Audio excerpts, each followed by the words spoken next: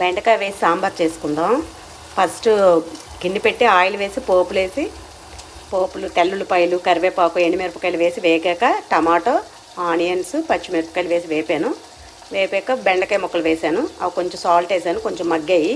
మూత పెట్టుకుని ఇప్పుడు పసుపు, కారం, సాంబార్ పొడి వేసుకొని వేపుదాం. పసుపు, కారం వేసాను, సాంబార్ పౌడర్ వేసాను. కొంచెం వేగాలి. ఇలా చేసుకుని చాలా బాగుంటుంది. వేగాక ఇప్పుడు పప్పు వేసుకుందాం. ఇదిగోండి పప్పు వేసాను. ముందు ఉడకబెట్టుకొని ఉంచుకున్నాను. పప్పు వేసాను.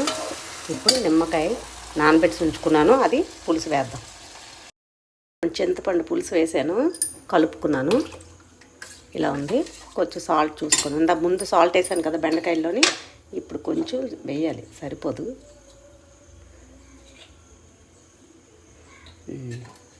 కలుపుకొని మూత పెట్టుకుంటే మరిగాక దించుకుందాం. బెండకాయ ఉడకాలి కదా కొంచెం. మూత పెట్టుకుందాం. పక్కన కళాయి పెట్టుకొని పోపులు అవన్నీ వేసి ఉల్లిపాయ, పచ్చిమిరపకాయలు, కరివేపాకు అన్నీ వేసి పొటల్స్, ఆలు ఫ్రై కూడా చేసేస్తున్నాను. కొంచెం ఇది వేగింది బాగానే. మూత పెట్టుకున్నాను, వేగింది. ఇప్పుడు పసుపు, కారం వేద్దాం. ఉప్పు కొంచెం వేసుకున్నాను ముందే. ఇదిగోండి పసుపు, కారం వేసాను, సాల్ట్ వేసాను ఫస్ట్ అని, తర్వాత చూసుకొని సరిపోకపోతే వేసుకోవాలి. సింపుల్. కొంచెం వేగాలి, మూత పెట్టుకుందాం.